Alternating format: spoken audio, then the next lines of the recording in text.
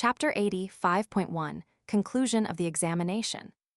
By the time Chen Ping'an woke up, he discovered that the flame in the lamp had already fizzled out, and the sky was already beginning to brighten outside. All he recalled were 5 things that the tall woman had said to him. "You'll forget all of the secrets that I told you about up to this point when you wake up, and there's no need for you to try and recall them. I simply revealed them to you as I wanted to talk. If I were to appear in this world now, your current body and soul won't be able to bear my presence even if the sages don't come to subjugate you and me, so it'll only harm you while providing no benefit. Hence, let's establish an agreement of 100 years. All you have to do is become a 10th-tier cultivator within the next 100 years, and you'll be able to return to the stone bridge in the town to take the iron sword. Even though I chose you as my master, that's absolutely no reason for you to become arrogant or complacent, but at the same time, you must not look down on yourself. Over the past 8,000 years, I've seen far too many stunning prodigies, the most recent of which include the likes of Cao Zai, Zai Shi, and Ma Kexuan, but none of them have managed to catch my eye. So you can rest assured that I chose you not because my life is about to come to an end, and I have no other choice. I won't be able to battle alongside you for now, but I do have a gift for you. During the dragon-slaying battle 3,000 years ago, I had nothing else to do, so I decided to watch those kids fight, and it was quite the spectacle. They were dropping things everywhere, and I managed to pick up an exquisite white jade badge. It's quite petite and has no engravings, and I simply liked the look of it. It can be used to store items, and it can be considered to be quite an old storage treasure. Compared with the popular pocket arsenals and pocket sword vaults nowadays, it's a treasure of an even higher caliber, with a storage capacity similar to that of your ancestral residence on Clay Vase Alley. On top of that, you don't have to carry it around. Instead, you can nurture it in your acupoint. I've already linked the item with your will, so all you have to do is come into contact with an object, and it'll be stored into the acupoint that the jade badge is situated in at your behest. Unless the jade badge is forcibly broken by a cultivator at or above the ascension tier, nothing will be able to harm it in the slightest. The only downside about the storage treasure is that you'll only be able to use it after you reach the middle 5 tiers. The final thing that I have to tell you is that I placed 3 additional tiny wisps of sword chi into your body. Chen Ping'an remained rooted to the spot in a dazed manner, feeling as if he were in an entirely different lifetime. His intention was to stay up the entire night in front of the lit lamp prior to leaving the town to make up for the fact that he wouldn't be able to observe the passing of the year at the end of this year. Never had he anticipated that something like this would happen. At the same time, he was feeling utterly bewildered. At the moment, his body already resembled a dilapidated house that was entirely unable to keep out the elements, so it was extremely difficult for him to gather energy. In light of that, how was he supposed to cultivate at all, let alone reach the middle 5 tiers or even the 10th tier? Not only was Chen Ping'an destined to be unable to cultivate, if he wanted to live, then he had to nurture his own body by practicing fist techniques. Ning Yao had once mentioned to him, in an offhand fashion, that it was very easy to damage one's aptitude and acupoints. Just like how Sai Jin Jian was able to point the way for him and forcibly open his acupoints with nothing more than a tap to the forehead. However, restoring a body so that it was complete and fit for cultivation was even more difficult than trying to ascend to the heavens. A good analogy here was that a small child could easily hack up a door with a meat cleaver, but it was far more difficult to restore the door to its former state. Chen Ping'an had promised to accompany Li Baoping to Mountain Cliff Academy, and that was undoubtedly going to be a very long journey. It was difficult to say whether he was even going to be able to return to the town alive, and he had no idea how he was going to fulfill this agreement of 100 years. Chen Ping'an had been very open and honest at the time, revealing his concerns to the woman, but she had brushed those concerns aside and told him that it was too late for her to go back on her decision. In her words, Chen Ping'an was her master, and if he died, then she would just have to die as well. Even if that old sword billet were to fall into the creek someday, and her soul was to completely dissipate, Chen Ping'an wouldn't owe her anything. She would only be able to blame herself for choosing the wrong master, and the consequences of that decision were hers to bear alone. At the time, Chen Ping'an still wanted to protest. Despite what she had said, how was he supposed to live with this on his conscience? They were the only two people involved in this agreement, so he couldn't help but feel a sense of responsibility and culpability. Chen Ping'an had no idea how to become a 10th-tier cultivator, nor did he have any concept of what storage treasures and pocket treasures were. However, in spite of the fact that this agreement had placed a massive burden on his shoulders, deep down, he was feeling a little elated about it as well. From this day forth, there would be one more person in this world that had to rely on him. Following the conversation in that dream, Chen Ping'an recalled sitting side by side with the woman on a golden stone bridge that stretched on far into the distance with no end in sight, like a golden flood dragon traversing through the clouds. Chen Ping'an took a deep breath, then laid down onto the table. Ultimately, he felt like the easiest way to assess this situation was by adopting a mindset that Old Man Yao had imparted upon him. If something is meant to be yours, then hold on to it and don't let it go, but if something's not meant to be yours, then don't even think about it. Chen Ping'an packed all of the belongings that he needed for the trip into a small basket, including things like his slingshot, his fishing rod and line, and his flint for lighting fires, which proved to be quite a tedious process. In the end, he carefully pulled a small cloth pouch out from the bottom of his clay pot, and the pouch was full of porcelain shards. There were quite a few things that he had to pack, but none of them were very heavy. Having made many long journeys into the mountains, Chen Ping'an knew from experience that packing too much on long trips was only going to hurt him over the long run. Hence, one had to learn how to feed oneself using the natural environment around them. After hoisting the basket onto his back and locking the door of the house, Chen Ping'an stood in the yard, and he spotted the locust branch resting against the wall. After a moment of contemplation, he opened the door again and placed the branch in the house so that it wasn't exposed to the elements, thereby leading to accelerated decomposition. Chen Ping'an brought the 2 taels of silver that he had made from selling the medicinal ingredients he had gathered during his last trip into the mountains, and he paid a visit to Apricot Blossom Alley, followed by Dragon Riding Alley. It was still very early, and the shops were closed, so he squatted outside and waited patiently. Soon, the shopkeeper opened the doors of the shop while yawning in a bleary-eyed fashion, and Chen Ping'an purchased some incense sticks, paper money, and a flagon spring peach blossom wine. Finally, he bought a bag of Tartary buckwheat cakes. He recalled that his mother had eaten this cake once when he was a small boy, and she had told him that it was delicious. She also said that she was going to buy the cake for him on his 5th birthday, which was why Chen Ping'an had such a clear recollection of this memory. However, upon arriving at the pastry shop, Chen Ping'an was informed by the employee that they no longer made this type of pastry. Only the old pastry chefs knew how to make Tartary buckwheat cakes, but seeing as the shop was about to close down, those old pastry chefs had already gone to the capital city with the shopkeeper and the others to enjoy their retirement lives. Thus, Chen Ping'an had no choice but to settle for a bag of peach cakes, the same ones that Ruan Xiu had given to Li Baoping the day before. After emerging from the town, Chen Ping'an passed by the small temple where he and Ning Yao had hidden from Bai Yuan, and he continued southward until he arrived in front of a small hill. He began to climb up the hill, and halfway up the hill was a barren plot of land that hadn't been farmed for many years, as well as a pair of small soil mounds.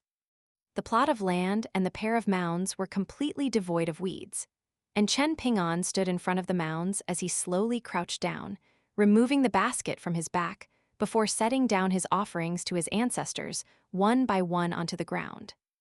The town had been around for thousands of years, and it was unclear whether it had always been like this, or if the town's traditions had changed at some point, but none of the town's residents, regardless of their status, ever knelt down or kowtowed when visiting the graves of their ancestors. Instead, all one had to do was light 3 sticks of incense and bow thrice. Chen Ping'an naturally also followed this tradition as well, but before lighting the incense sticks, he habitually picked up a handful of soil from beside his feet as he always did, then placed it onto the mound before gently packing it down, making a symbolic gesture of adding soil to the graves. Due to the fact that he had to leave soon, he could only use the soil from nearby. Otherwise, whenever he entered the mountains, he would always collect some soil from each mountain that he visited, then bring the collection of soil here to add to the graves. Of course, there was no special meaning to any of this, it was just to make himself feel better. He always felt like he hadn't done anything for his parents back when they were still alive, so he wanted to make a bit more effort to do things for them, now as a form of compensation. Additionally, Old Man Yao had once told him that this was a tradition that had been passed down from generation to generation among old-school potters. So Chen Ping'an had maintained this tradition this entire time. The two graves were nestled tightly against one another, and neither of them had a tombstone. After lighting 3 sticks of incense and bowing thrice to the graves, he stuck the incense sticks down into the soil in front of the graves, then opened the flagon of wine before gently pouring it onto the ground. This is a practice known as libation, which is a ritual where wine is poured as an offering to a deity or spirit, or in memory of the dead. Finally, Chen Ping'an rose to his feet, and he closed his eyes as he joined his palms together while speaking to his parents in his heart. He was telling them about how he was going on a long journey with a little girl by the name of Li Baoping, and that it was a journey that was going to take him an immeasurable distance away from home. Kui Chan was standing in a small temple by the side of the road, and he raised his head as he looked up at all of the names inscribed on the wall. The names had all been written using charcoal sticks, and the entire wall was densely packed with these names, all of which differed from one another in size and handwriting. Perhaps in the eyes of the town's residents, this was just an insignificant mural left behind by naughty children. But in the eyes of Kui Chan, it was like a river of time that was flowing through history. Situated in the sky above Eastern Treasured Vile Continent's Great Li Empire, Jewel Small World was the smallest of the 36 small worlds. It was only around 500 kilometers wide, and if it weren't for restrictions placed on mystical abilities, any cultivator capable of flight could easily explore the entire small world in a very short time. However, the allure of Jewel Small World laid not only in the treasures and artifacts left behind by the powerful cultivators who had died in battle, but also in the people who had been born in and nurtured by this blessed place, all of whom were far more intelligent and good-looking than people from other places. If a pair of powerful cultivators were to come together and produce offspring, their children would be all but sure to reach the middle 5 tiers. But what was quite astonishing was that their chances of reaching the upper 5 tiers weren't actually much higher than those of the children who were taken from Jewel Small World.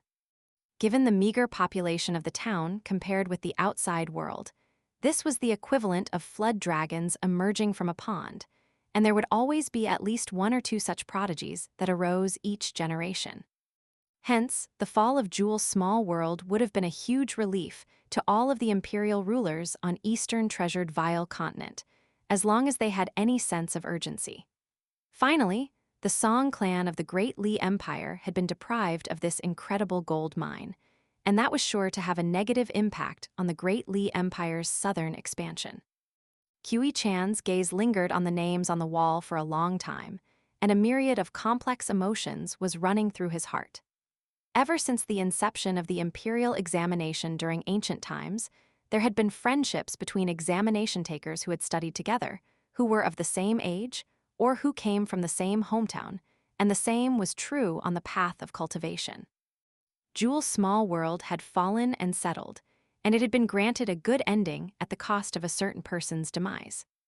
All of the cultivators who emerged from Jewel Small World would be grateful to that person, but to different extents, and this was especially true for the 4 surnames and 10 clans, as well as their backers.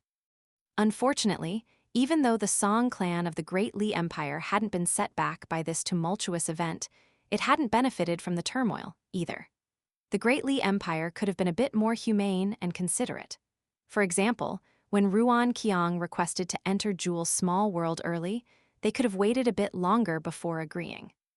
Furthermore, if they had known that Qi Jingchen was going to refrain from using his powers to the bitter end, choosing instead to contend with those unfathomably powerful beings with his 2 kindred characters alone, Then back when the Four Powers demanded the return of the sage's subjugation treasures, the Great Li Empire's Ministry of Rights should have displayed more reluctance to return the treasures. Granted, they wouldn't have dared to refuse outright, but they certainly could have stalled for some time by claiming that this was against the rules. There was also the mistake that the Great Li Empire's imperial court had made in sending out those letters, essentially blatantly informing the four surnames and 10 clans that a major tribulation was about to befall them, and that they should leave the town, lest they be implicated by Qi Jingchun's blasphemous actions. These were only a few examples of the many mistakes they had made in handling this situation. Once the emperor of the Great Li Empire realized his mistakes, or became overcome by his greed, then the imperial preceptor, who controlled half the imperial court and was pulling the strings from afar, would most likely be met with severe retribution. However, at this moment, Qiu Chan was standing in the small temple with a relaxed and carefree expression, seemingly completely unfazed by the prospect of having to face the emperor's wrath. "Hold on a second," Qiu Chan murmured to himself. Having already memorized all of the names on the walls, Qiu Chan was just about to wipe them all away with his sleeve so no one else would be able to do anything with these names. But right as he was about to do so, Ruan Qiang appeared at the entrance of the temple with a cold smile on his face. "You're a brave little rascal, I'll give you that. How many times have I caught you now?" "I haven't done anything yet, have I?" Qiu Chan asked with a faint smile. All of a sudden, a casual voice rang out near the temple. "Don't worry, fight to your heart's content, and I'll clean up the resulting mess. I assure you that there won't be any earthquakes or mountains being toppled. At the very most, I'll ensure that only 10% to 20% of this place gets destroyed in your battle." "Ruan Qiang, aren't you sick of constantly having to keep an eye on this bastard? I think you should just take the easy route and end things right here and now. He may not have done anything yet, but he's constantly prowling, like a thief plotting to steal something from you." Qiu Chan's expression remained unchanged as he chuckled. "How cunning of you, old man Yang. If you instigate a battle between me and Ruan Qiang, you'll be able to claim the spoils without having to lift even a single finger yourself." "I think that's a good idea," Ruan Qiang mused with a nod. Qiu Chan hurriedly extended an apologetic salute as he implored with a fawning smile, all right. From now on, I'll only wander around the town. Is that all right with you too, Sage Ruan and Senior Yang?" It was clear that Ruan Qiang was still weighing up his options, but Qiu Chan suddenly said in a casual manner, "Even if Senior Yang has the ability to ensure that most of this place remains intact, what if I focus all my efforts on destroying Divine Elegance Mountain and Gallant Spear Mountain?" Before Ruan Qiang had a chance to reply, Old Man Yang's voice rang out once again. "You're just going to allow him to threaten you like that? I wouldn't be able to take that sitting down if I were you." "Piss off back to Erlang Alley," Ruan Qiang snapped. Qiu Chan's head wobbled from side to side as he casually made his way out of the temple, and he even made a funny face at Ruan Qiang while passing him by, as if he really were a cheeky young boy. After Qiu Chan crossed the creek to the other side, Ruan Qiang turned to find Old Man Yang seated on a withered bench in the temple, puffing on his pipe. In a rare display of compassion, Old Man Yang didn't mock Ruan Qiang. Instead, he smiled as he remarked, "You really do care a great deal about your daughter." Ruan Qiang heaved a faint sigh, and it was clear that he was feeling very indignant about having to hold back in spite of such blatant provocation from Qiu Chan. He sat down across from Old Man Yang, then leaned against the wall as he mused, "I don't owe anything to this world, and I've even repaid my debt to my masters, yet that girl's mother is the only one I remain indebted to. Now that she's dead, how am I supposed to repay her? All I can do is give everything I owe her to her daughter." Old Man Yang smiled as he said, "Given your status, abilities, and your relationship with the Yingyan Chen clan, surely it's not impossible for you to find the current incarnation of your wife." Ruan Qiang shook his head in response. Her aptitude for cultivation was quite mediocre in her previous life, and she wasn't even able to reach the middle 5 tiers before she passed away, so even if she's been reincarnated as a human in this lifetime, there's no chance she'll be able to recall what happened in her previous life. In my eyes, an empty husk with none of the memories that we shared is no longer my wife, so what's the point in finding her? I'll just let her live on in my heart. Old man Yang nodded as he remarked, "That's a good mindset to have. It's exceedingly difficult for militarians to progress beyond the 10th tier, yet you were able to come from behind and outstrip your contemporaries, and it seems that this isn't without reason." Ruan Qiang didn't want to discuss this matter any further, so he changed the subject and asked, "Do you think he was bluffing?" Old man Yang smiled as he shook his head in response.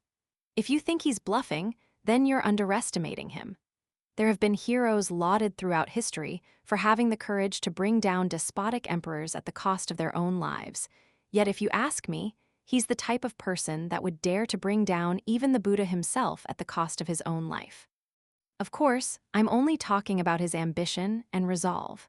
As for whether he actually possesses the ability required to accomplish such a feat, that's yet to be seen." Ruan Qiang was still rather skeptical. Old man Yang pointed at the ground at the entrance of the temple with his pipe, where there was a particularly solid and compact path from being repeatedly trodden on, and he mused, "He's different from us. He feels like he's gone down a path of no return, so if he encounters an enemy, then he feels like he has no choice but to confront them and strike them down. Alternatively, if anyone tries to surpass him from behind, they must be killed as well. When it comes to someone like him, it's impossible to simply categorize him as a good person or a bad person." All of a sudden, Ruan Qiang moved on to another subject. Chen Ping'an's parents and ancestors were just ordinary residents who grew up their entire lives in the town, so how did his father know the secrets behind Kindred porcelain? And why did he insist on smashing Chen Ping'an's Kindred porcelain even at the expense of his own life? It's clear that someone had to have intentionally revealed these secrets to him and encouraged him to do something like this. Old man Yang was silent for a long while, then blew out a cloud of smoke before replying. "In the beginning, I thought this was just an ordinary conflict between clans, and by the time I realized that things weren't as simple as they appeared on the surface, it was already too late. Having said that, I can't be bothered to get involved in these convoluted mind games anyway. I only think about things like this when I'm bored so I can work my brain a little and don't go senile. I thought that this was nothing more than a minor part of the massive plot that had been woven to target Qi Jingchen, but only at the last moment did I realize that this is the true kill shot. In the words of top-tier Go players, this would be considered to be a brilliancy. To put it more accurately, this wasn't done just to target Qi Jingchen.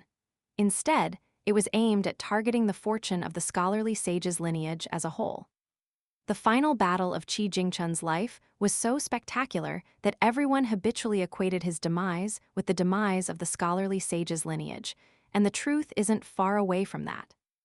Old man Yang took a glance at the grim look on Ruan Qiang's face, then continued, "Back when you requested to enter Jewel's small world early, I suspected that perhaps you were also one of the people pulling the strings behind the scenes.